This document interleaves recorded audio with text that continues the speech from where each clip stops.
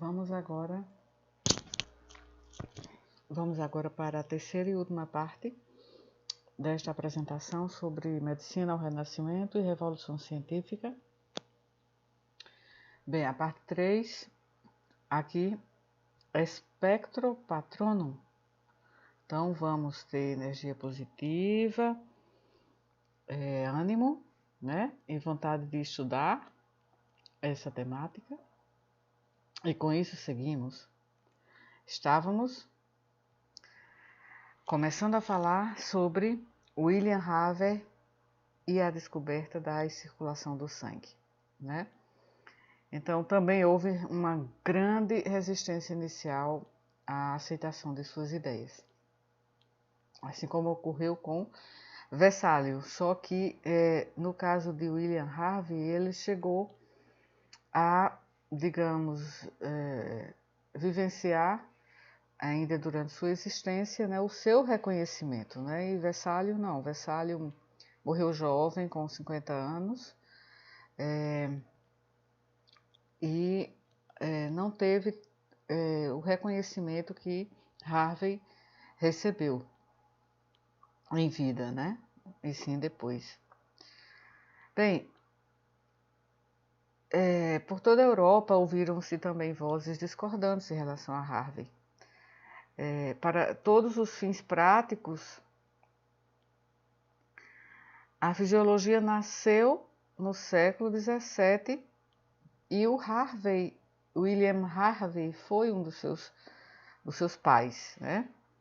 A medicina experimental começou com ele, que foi um revolucionário, assim como Vesálio. Ele foi o primeiro estudioso que ousou questionar as crenças tradicionais sobre o coração e a circulação, que remonta a Galeno. Então, nós vimos na primeira aula, na terceira aula desse módulo, as noções, né, a teoria de Galeno sobre a circulação do sangue. Então, 1500 anos antes de Harvey, e durante esses 1500 anos aproximadamente, se acreditava, né, nesses conhecimentos de Galeno, que Galeno mostrou nos seus livros, nas suas obras, que foram obtidos através de experimentação com animais. Harvey rejeitou a abordagem comum usada em sua época e durante a Idade Média, que era confiar cegamente, né, em Galeno, aceitando suas teorias sem perguntas. Esse é o princípio da autoridade. Esse princípio resumido no mantra Ipse Dixit, né? Ele mesmo, né? Galeno disse isso, e assim deve ser a verdade, sem se contestar. Então, a teoria de Galeno foi aceita porque foi Galeno que disse, e não porque foi verificada experimentalmente de forma empírica em seres humanos, né? Harvey, no entanto, recusou-se a acreditar de forma crítica no que ele foi ensinado e insistiu em confiar não apenas nas palavras de Galeno, mas em suas próprias observações experimentais. Então, seguindo sua razão para as conclusões lógicas, ele fez, né, muitas experiências, né? Essas experiências demoraram 20 anos, ele era muito metódico e repetia muitas e muitas vezes os experimentos, e publicou o Tratado Anatômico sobre o movimento do coração e do sangue nos animais. Esta obra é a obra mais importante de toda a história da fisiologia.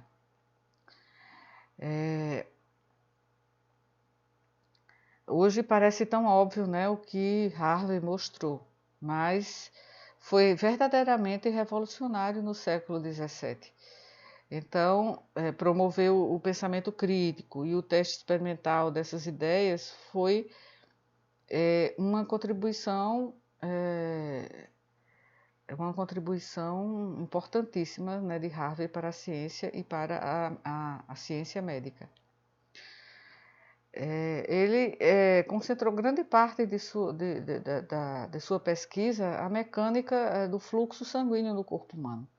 A maioria dos médicos da época achava que os pulmões eram responsáveis por movimentar o sangue por todo o corpo, que o sangue era produzido no fígado a partir da absorção dos alimentos, que havia uma comunicação entre o coração direito e o esquerdo. Então, eram conhecimentos errôneos, né? E sua obra, o Tratado Anatômico sobre o movimento do coração e do sangue nos animais, que foi publicado em latim, né, em 1628, que era o título original, De motu cordis et sanguinis em animalibus,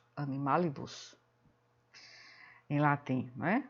Ou apenas De motu cordis, né? Então, uma obra que foi o ponto de partida para a moderna ciência da fisiologia. Então,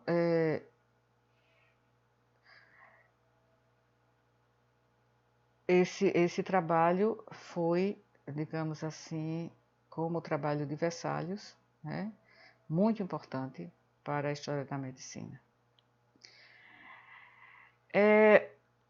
Mas, apesar desses avanços tão importantes ocorridos no século XVI e XVII, na anatomia e na fisiologia, com Vesalius e com Harvey, avanços tão importantes, como será que nessa época eram feitos o diagnóstico e o tratamento, né? Será que esses avanços acabaram repercutindo sobre o atendimento aos doentes? Então, o Renascimento, como um período de muitas descobertas, de novas ideias, né? É de se esperar que esses novos conhecimentos pudessem, ao corrigir os erros que se acreditavam, que explicavam, né, a anatomia e a fisiologia, e, portanto, também eram fatores explicadores para o adoecimento, uma retificação desses conhecimentos fisiológicos e anatômicos poderia se traduzir em benefícios já para a população naquela época, né, em termos de atendimento em saúde. Mas é preciso entender, né, que essas descobertas levaram a melhorias na maneira como as pessoas passaram a ser tratadas, mas isso não foi imediato. As ideias desses grandes nomes dos médicos como Vesalius, Harvey e depois Paré, como veremos daqui a pouco, levaram a melhoras graduais, né? O início da era moderna viu avanços na teoria, mas não na prática. Então, os métodos de diagnóstico não melhoraram muito quando comparados com os da Idade Média. Os médicos não têm ideia de como tratar os pacientes com doenças, principalmente infecciosas. Não havia, então, uma grande diferença dos tempos medievais. Predominavam ritos de magia, superstição, ou então os tratamentos baseados na teoria dos 4 humores, ou então na teoria dos miasmas. Existia, inclusive nessa época, o toque real para curar doenças, principalmente a tuberculose ganglionar, chamada de escrófula. O rei Carlos II tocava as pessoas doentes na tentativa de curá-las da tuberculose ganglionar, né? E inclusive a tuberculose ganglionar passou a ser chamada na época de o mal do rei, né? Por causa do toque real. E a saúde pública era precária. Na área da saúde pública, muitos historiadores acreditam que as condições no início da era moderna, da Idade Moderna, eram piores até do que na época medieval, porque as cidades cresceram, eram maiores. Havia uma população muito maior. As pessoas, de forma geral, nesse período, também ainda não cuidavam muito da sua limpeza pessoal. A própria rainha Elizabeth I tomava banho, pelo que dizem os historiadores, 4 vezes ao ano, se ela precisava ou não. As cidades estavam imundas e com lixo, e o lixo humano era jogado nas ruas, continuava sendo jogado nas ruas como era na Idade Média. Mas assim, não é completamente preciso pensar que as pessoas não se importavam com a sujeira, nem com a doença, né?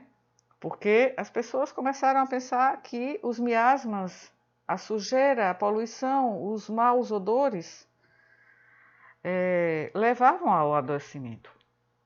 Então, vamos supor que estamos em Londres no início do século XVI. Imagine uma rua superlotada, sem sistema de esgoto, né? Esgoto a céu aberto, sem água corrente, sem saneamento, resíduos humanos pelas ruas, lixos jogados nas calçadas, ratos e outros animais vagando livremente, má higiene, epidemias, né? Principalmente epidemias da peste negra, aquela mesma peste que assolou, né, a população europeia na Idade Média.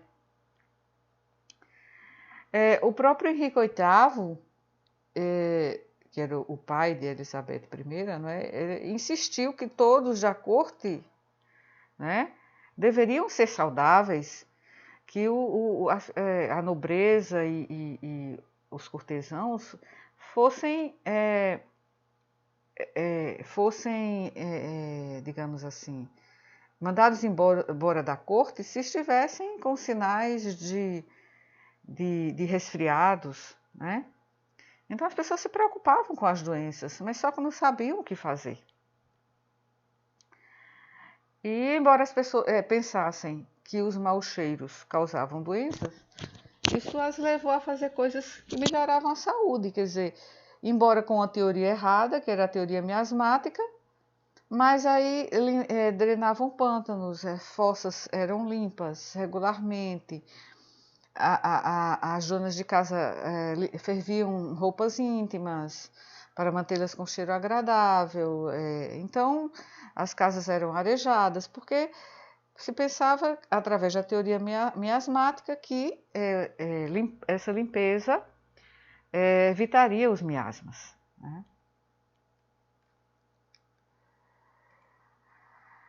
As epidemias prosperaram durante essa época, né, na Idade Moderna, no Renascimento e depois. Então, o fim do século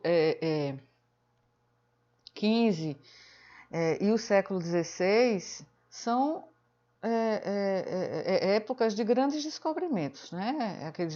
Os descobrimentos marítimos, né, que levaram ao deslocamento do eixo econômico, né, do mundo ocidental.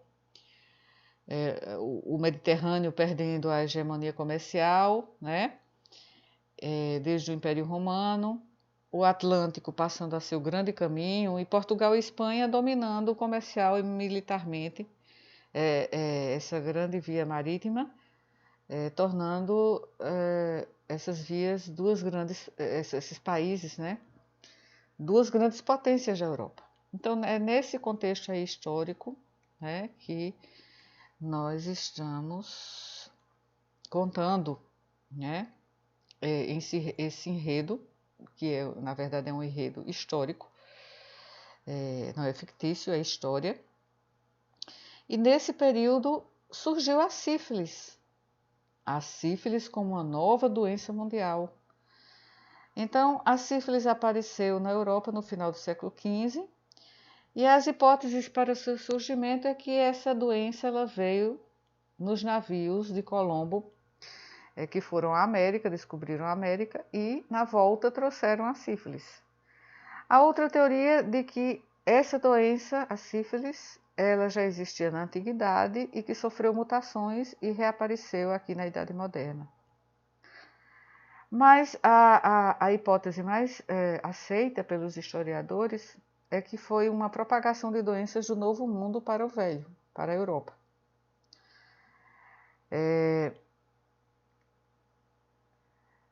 A sífilis seria uma das doenças que mudaram, né, o mundo, né? E isso pode parecer surpreendente porque a sífilis é uma doença que não é fatal, mas na época não tinha cura. A cura da sífilis ocorreu com a Idade Média. Então, no início do século XV e no século XVI, a doença era fatal e causava muitas complicações, né, tardias. E os seus sintomas eram muito graves, doença cardíaca pela sífilis, doença neurológica pela sífilis. Então, inclusive demência, né? Então, com o tempo, à medida em que a doença evoluía, os sintomas mudaram, tornando mais leve, menos fatal. Mas no século XVII a sífilis havia evoluído bastante, né? Então, a hipótese colombiana, que é a mais provável, né, de que essa bactéria foi trazida pelos navios de Colombo para o Velho Mundo, foi levada para o Velho Mundo, e alguns dos homens, né, que viajaram nesses navios se juntaram à campanha militar de Carlos VIII e da França, que sitiou Nápoles no final do século XV, e os soldados acampados expuseram as populações locais, né, de prostitutas, o que ampliou a transmissão da doença. Mercenários infectados, né, acabaram disseminando a doença por toda a Europa, e 5 anos após, a doença já era epidêmica na Europa.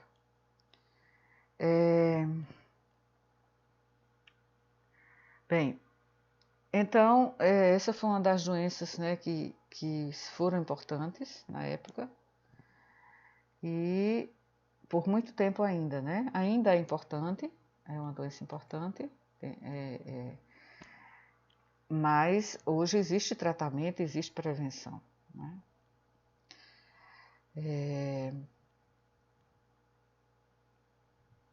Bem, outra doença que não era nova, né? Era uma doença que já existia desde a antiguidade e aconteceu aquela, digamos, elevada mortalidade na Idade Média, né? Em que 1/4 da população europeia morreu pela peste negra. Ela voltou na Idade Moderna, né? Em surtos menos graves do que aquele da Idade Média, mas em Londres houve surtos em que a mortalidade chegou a atingir 100 mil habitantes. Então, dizimou uma grande parte, né, da população de Londres. Mas ela vivia reaparecendo, mas não tão desenfreada quanto na Idade Média. E a doença ela não desapareceu até o final do século XVII, né, e ficou com surtos, voltando esses surtos. Então,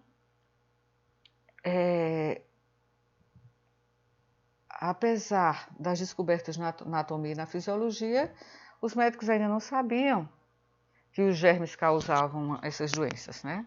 Tanto a sífilis quanto a peste negra, quanto também a malária que já existia desde a antiguidade, passou pela Idade Média, chegou aqui na Idade Moderna.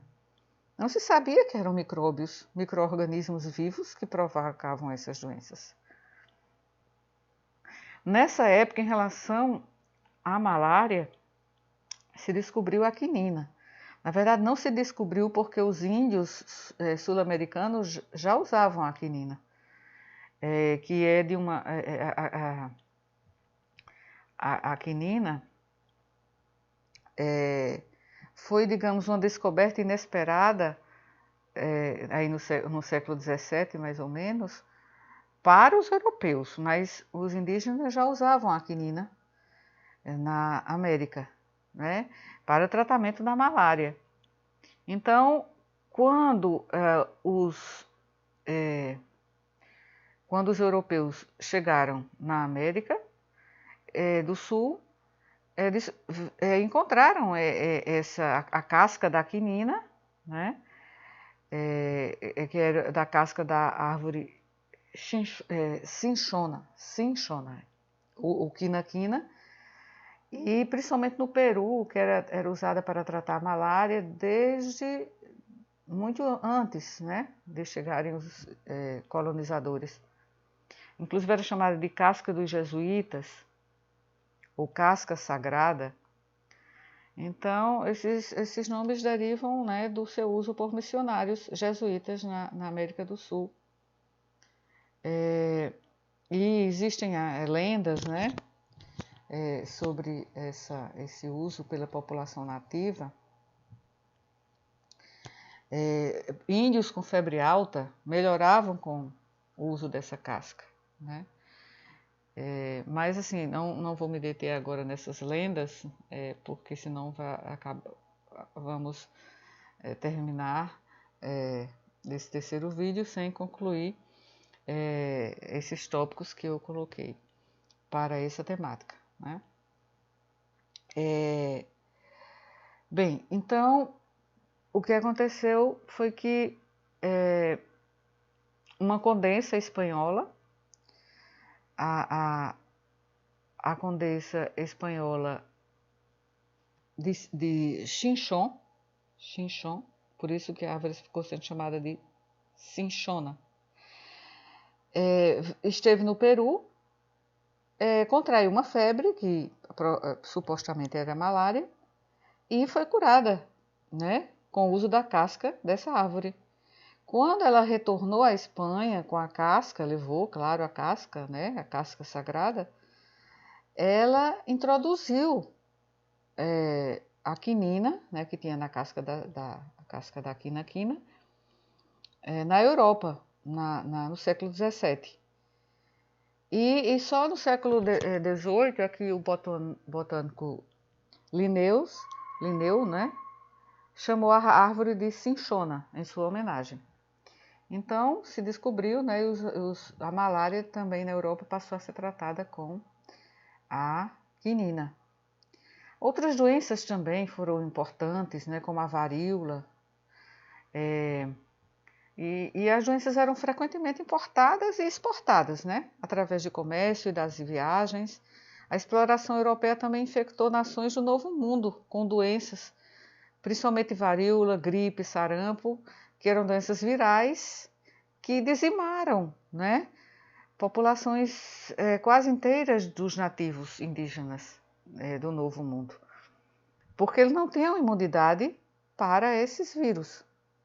Então, muitos europeus atribuíram doenças às Américas também, né? E outras doenças importantes, né, foram tuberculose, né, que até os colonizadores, inclusive jesuítas, tinham tuberculose, né, e trouxeram também para as colônias europeias. O tifo, a febre do tifo, né, o escorbuto também, que acontecia muito nos marinheiros, nas longas viagens, né, nos navios, eles acabavam com deficiência de vitamina C e acabavam, né, apresentando escorbuto, embora não fosse uma doença infecciosa, mas não se sabia na época.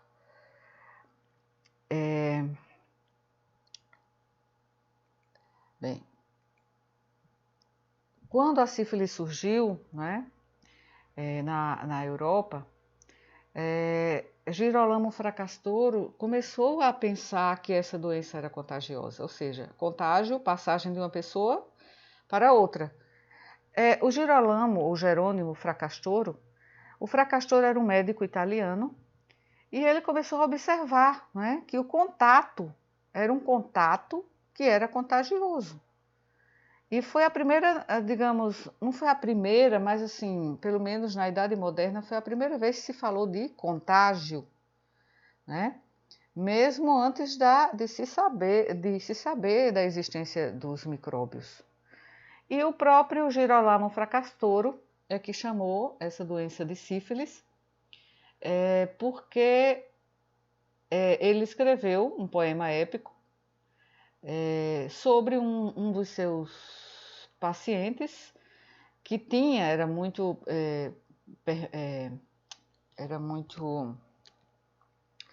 digamos, a palavra não me ocorre agora, era muito, digamos, eu me lembro daqui a pouco, desculpe, o seu paciente que tinha sífilis e as pessoas que tinham contato com ele também apresentavam essa doença, então ele falou em contágio e escreveu, inclusive, esse poema em homenagem a esse caso. E o nome desse paciente era um pastor chamado Sífilos, né? Então ele escreveu esse poema como Sífilis Sif Morbus Gallicus, né? Que é sífilis ou a doença francesa. Então, ficou o nome sífilis até hoje, né? Esse poema de Fracastoro já sugeriu o uso de mercúrio para a sífilis, né? E ele acabou escrevendo um livro, De Contagione, sobre o contágio, em que ele faz também uma descrição da febre tifoide. Então, o contágio, a palavra contágio, né, ela surgiu assim de forma que foi registrada nesse momento, com Girolamo Fracastoro. Ele também introduziu o termo fomites, que significa pavio, né, para indicar que roupas, instrumentos como talheres, pratos, poderiam abrigar determinadas substâncias que poderiam passar de pessoa para pessoa. Veja que ideia revolucionária no século XVI, né? Entre o século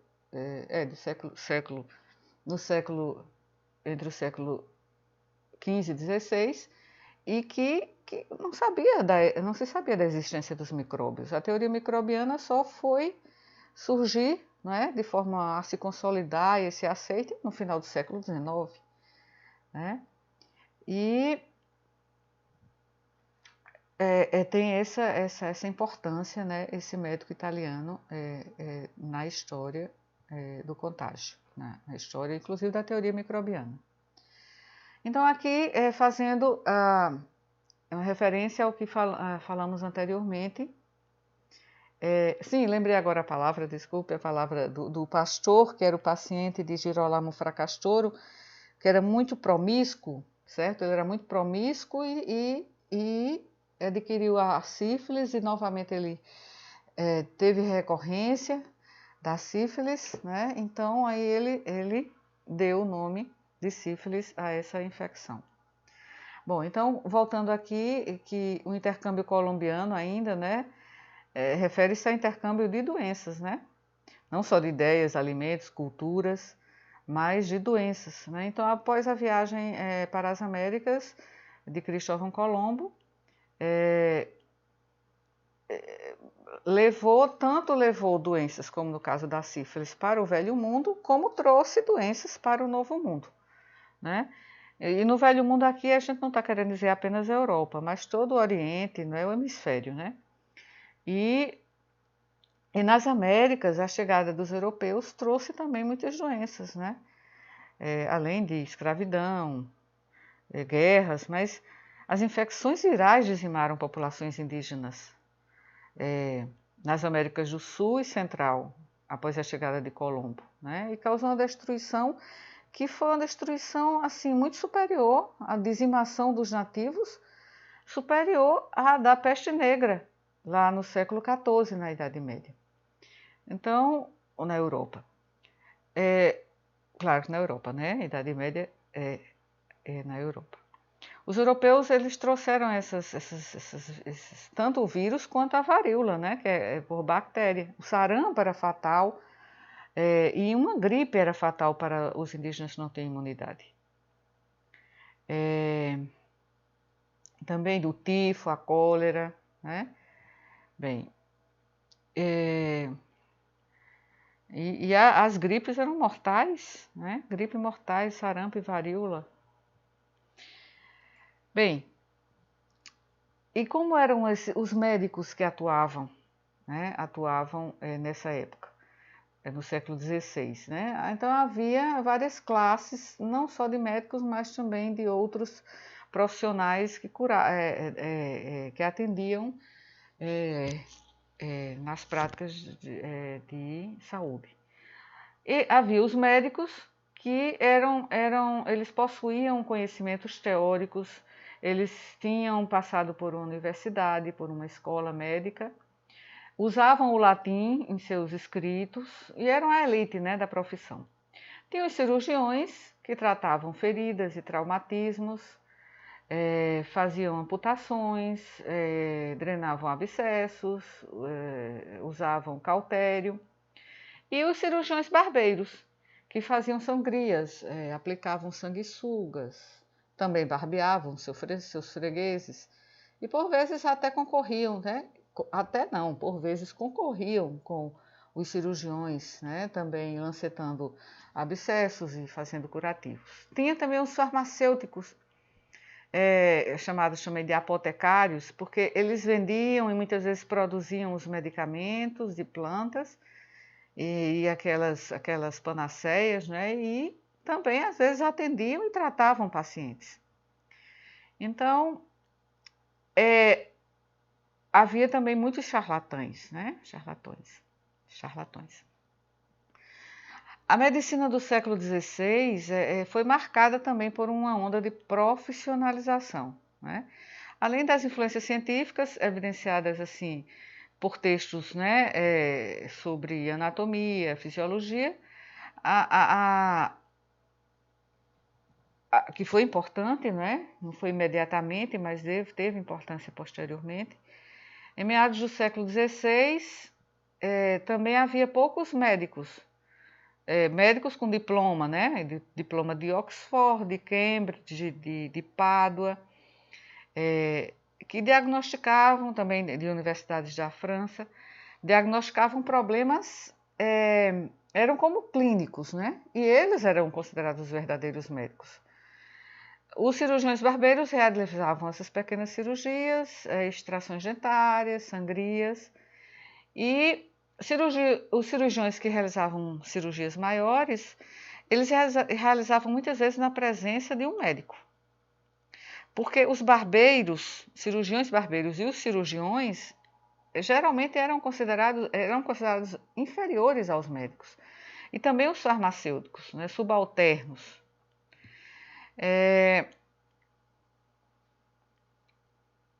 E havia também muita sobreposição, né, de papéis, disputas frequentes entre estes profissionais, né? Mas os médicos, eles eram o que tinham o mais elevado status social, que estudavam nas universidades, né? E aí formaram 3 guildas de médicos, guildas de farmacêuticos e guildas de cirurgiões. Tanto cirurgiões barbeiros quanto cirurgiões que tiveram não uma formação como os médicos, mas tiveram uma formação, né, em escolas. e formavam isso à base da prática da medicina renascentista.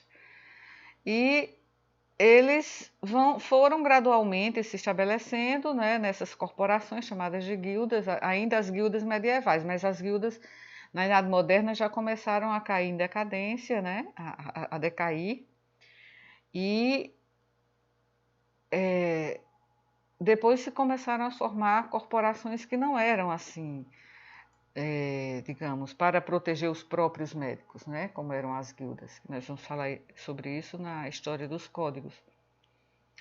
E embora os médicos da Renascença fossem originários de uma ampla variedade de origens sociais, a posse de um diploma em medicina na universidade conferia um status relativamente elevado, né, ao seu titular, né?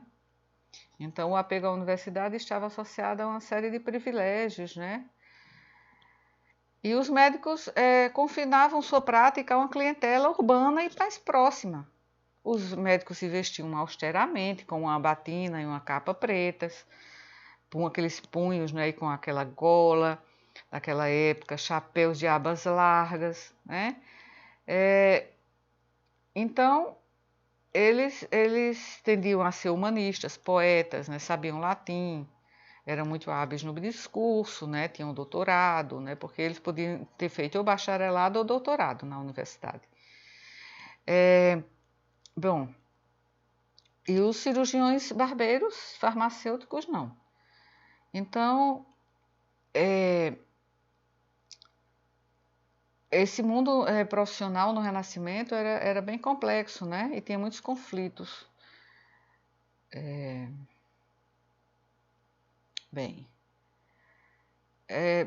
há muito o que comentar sobre a cirurgia, mas aí nós vamos falar sobre as cirurgias, a história da cirurgia, né, em uma outra aula.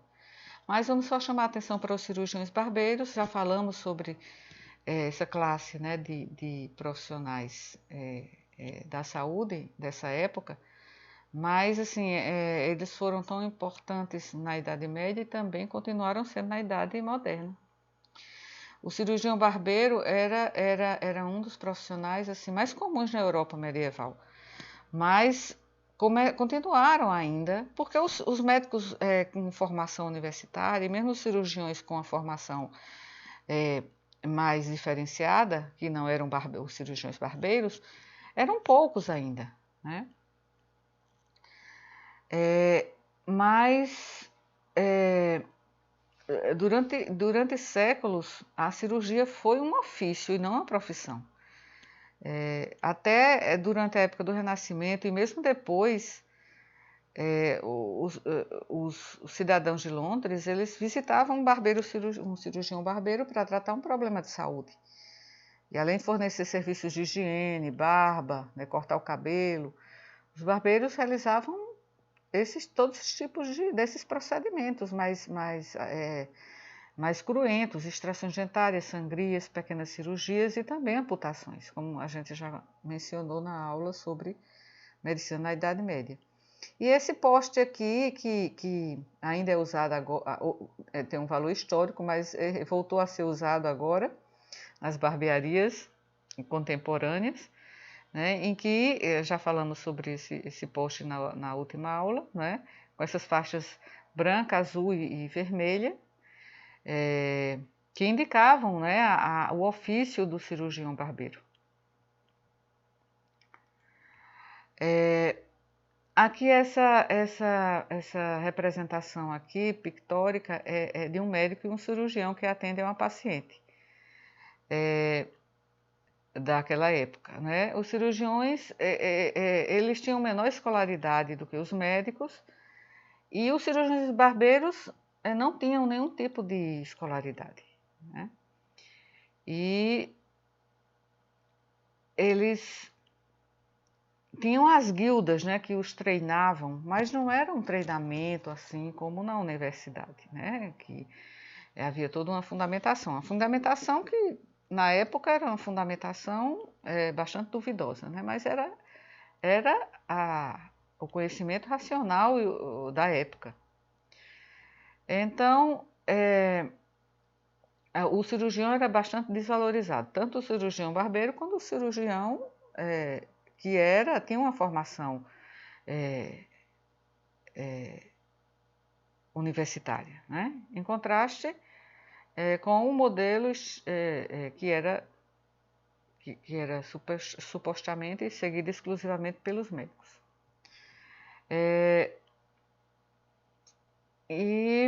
Bom, então sobre essa questão, nós vamos voltar a falar sobre isso na história da cirurgia, né? E também, inicialmente, ainda na Idade Média, havia a Sociedade de Médicos Cirurgiões e a Sociedade de Cirurgiões Barbeiros, né? E depois a Sociedade de Cirurgiões e Cirurgiões Barbeiros acabaram por se unificar no século XVI, né? E essas companhias, elas treinavam e licenciavam praticantes na arte cirúrgica também.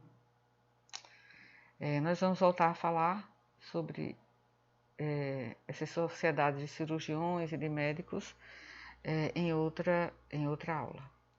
E agora, falando em cirurgiões barbeiros, vamos falar de um cirurgião barbeiro que foi muito importante no desenvolvimento da cirurgia e no desenvolvimento da medicina como um todo, né, que é o cirurgião francês Ambroise Paré. Ele, no século XVI, né, viveu no século XVI e é considerado um dos pais da cirurgia. Inicialmente era cirurgião barbeiro, mas depois ele, digamos, estudou anatomia, cirurgia e passou a trabalhar como cirurgião do exército francês. Então, ele é pioneiro em algumas técnicas cirúrgicas na medicina do campo de batalha, principalmente o tratamento das feridas. E, posteriormente, ele foi, além de cirurgião do exército francês, ele passou a ser o médico de vários dos reis, né, franceses, de 4 reis franceses, né, e um especialista em medicina do campo de batalha. E inventou vários instrumentos cirúrgicos, né, tratou muitos pacientes feridos, né, mas durante muito tempo ele cauterizava com ferro quente as feridas e com óleo fervente, né? Era feito o tratamento das feridas com óleo fervente. Mas um dia, no campo de batalha, ele ficou sem óleo, que era geralmente óleo de sabugueiro, fervente, e ele teve que pensar em alguma alternativa. E ele inventou a mistura, né, de terebentina com óleo de rosas e gema de ovo e passou a aplicar nos ferimentos dos soldados feridos nos campos de batalha. E a resposta, tanto, né, no dia seguinte já se notou, em comparação com o tratamento anterior, que aqueles que haviam tratado com essa mistura se recuperavam mais rápido, né? E claro, do que com óleo fervente, e que sofriam, né, menos dores. Então ele percebeu a eficácia desse tratamento e praticamente abandonou a cauterização e o óleo fervente a partir de então. E ele também inventou, ele concebeu a ligadura de artérias durante a amputação. Em vez de se cauterizar com ferro quente, incandescente, ele passou a ligar as artérias, a suturar as feridas, né, com fios. E claro, né, que foi um tratamento muito mais racional. Foi Ambroise Paré, né, um cirurgião, inicialmente cirurgião barbeiro, que acabou por inventar, né, essa técnica de ligadura das artérias. Então, este método melhorou significativamente a sobrevivência dos pacientes e foi um avanço tão importante, né, da prática cirúrgica, apesar do risco de infecção continuar, claro, mas ele é considerado um benfeitor da humanidade, né, principalmente pelos franceses. E Paré também acreditava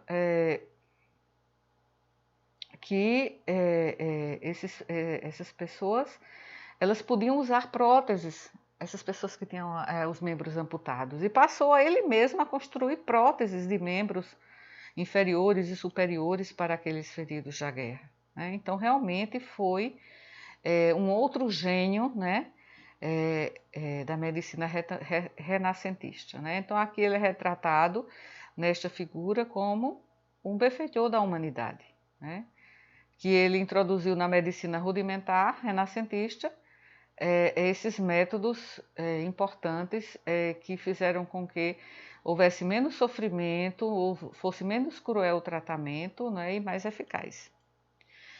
Agora vamos falar sobre Paracelsus, né? Paracelsus é um nome importante na medicina no momento de transição da Idade Média para o Renascimento, né? Mas já viveu no Renascimento, que foi o Paracelso. Então, muitas biografias foram publicadas sobre Paracelso, mas ainda se desconhece muito sobre ele, né? Mesmo sobre sua data de nascimento, não é absolutamente certa, mas ele nasceu em algum momento no final de 1493, né? Já no final do século XV, com o nome de Philippus Theophrastus Aureolus Bombastus von Hohenheim, né?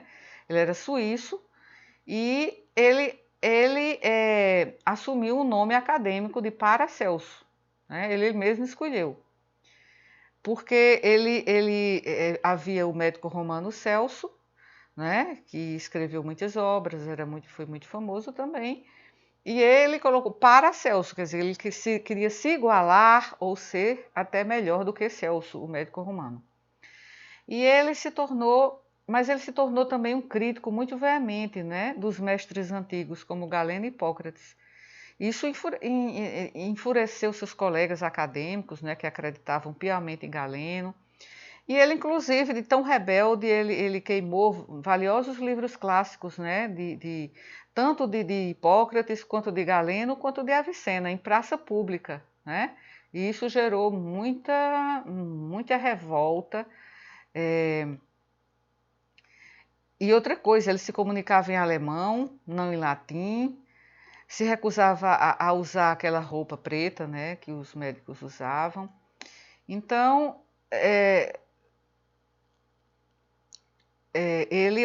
ele teve houve muita revolta dos próprios médicos da época em relação a ele, né? E ele era bem cêntrico, né? Ele rejeitou amplamente as filosofias de Aristóteles também, não só de Galeno e a de Hipócrates e a de Avicena. Embora ele aceitasse o conceito dos 4 elementos, né, água, ar, fogo e terra, ele via apenas como uma base para, digamos, outras propriedades sobre as quais ele podia elaborar teorias. Então, ele não era uma pessoa muito agradável, era um homem bastante difícil. Embora fosse inteligente, educado e muito religioso, ele também era um iconoclasta, imprevisível, teimoso, né, de pensamento independente e livre. E ele ganhou a reputação de ser arrogante e logo conquistou a raiva de todos, né, dos outros médicos. E também, quando ele queimou em praça pública, por exemplo, os livros de Hipócrates, Galeno e de Avicena, né, ele questionava muito esses conhecimentos, né? Então isso era revoltante na época. E ele era propenso também a muitas explosões de temperamento, a uma linguagem abusiva. E ele dizia que todas as teorias tinham que ser testadas. Ele ridicularizava qualquer um que colocasse mais importância nos títulos do que na prática, né? E ele até dizia que se a doença nos colocar à prova, todo o nosso esplendor, título, anel e nome será de tanta ajuda quanto o rabo de um cavalo, né? Então ele era também muito assim, tinha uma personalidade bastante excêntrica. Então ele também dizia ele dizia algo assim, que seus acusadores reclamavam porque ele não entrava no templo do conhecimento pela porta direita. Mas qual é a porta verdadeiramente legítima? Galeno e Avicena ou a natureza? Ele dizia que mais importante era a natureza, né? Então, ele também não era só médico, porque ele era também farmacêutico, botânico, e ele produzia no seu laboratório, que eram técnicas muito avançadas para a época, produzia medicamentos, e ele também era um alquimista e astrólogo, um ocultista, digamos assim. Então, por estar envolvido aí com a alquimia, né, ele também era considerado muito místico. Mas foi pioneiro no uso de minerais, né, de produtos químicos no corpo. Ele acreditava que a doença e a saúde dependiam da harmonia do homem com a natureza, mas que a cura poderia ser proposta através de tratamentos, através de produtos químicos. Então, por isso que ele é considerado o pai da farmacologia. O pai da farmacologia. E também como fundador da toxicologia, né? Porque grande parte do seu trabalho teórico, digamos, que não resiste ao pensamento científico moderno, mas suas ideias lançaram as bases, né, para uma abordagem mais dinâmica das ciências médicas. E ele foi contemporâneo de Copérnico, Da Vinci, de Lutero, né? E como ele era muito contestador, ele até era comparado com Lutero, né? Então, tem essa questão aí também mística, né, de alquimia, né? Como aquilo que vocês assistiram, né, lá na ficção dos filmes, né, de Harry Potter. Então, é uma figura muito controversa, né? Ele era muito polêmico, ele era referenciado, mas também difamado, né? E ele ocupou também um cargo na universidade, mas ele logo foi forçado a sair, por causa justamente das confusões que ele acabava produzindo, né? E envolvido também com astrologia, com alquimia. E numa época em que o conhecimento e a ciência estavam apenas começando a substituir a fé e o escolasticismo medieval, né? A figura dele entrou em cena para desempenhar também um papel importante na história da medicina, né? Ele ocupou um cargo na Universidade de Basileia, mas foi por menos de um ano, né? Depois ele teve que sair, inclusive, da cidade, né? Por todas as polêmicas que ele arranjava, né? É tanto que nessa ilustração aqui, em que foi contemporânea dele, foi feita essa ilustração quando ele ainda vivia, né? E aí ele dizia, nessa ilustração, essas palavras dizia que ele era independente, que uma pessoa que podia ter uma mente independente não podia depender dos outros, né? Que tinha que ser autônomo, né? Isso era o que tinha escrito nessa ilustração. E também é importante lembrar o uso do mercúrio, como ele era químico também, trabalhava com química no seu laboratório, né? Então ele passou a prescrever o mercúrio para a sífilis, né? Hoje sabemos que o mercúrio é altamente tóxico, mas ele na época ele dizia que a diferença entre o remédio e o veneno é a dose, né? Ou seja, a dose é que faz o veneno. Outro médico importante é Thomas Sydenham, na verdade Thomas Sydenham, certo? Thomas Sydenham. Mas ele era diferente desses outros, teve um papel muito importante, né? Por causa do seu neo-hipocratismo, ele tentou reviver o hipocratismo, mas sendo que tentou um neo-hipocratismo seiscentista, né? Da época 1600, ou seja, do século 17. E porque a medicina não fugiu às características do século XVI e XVII, e tinha muitas incoerências, né? Muitos contrastes. Então, ele acreditava, ele queria seguir a trilha de Hipócrates, né? Ele achava que o importante era observar o doente, e a medicina à beira do leito era o mais importante. E foi chamado de Hipócrates inglês, né? também falava do poder curativo da natureza, e ele também foi que criou esse termo história natural das doenças, né, contribuindo também para a epidemiologia.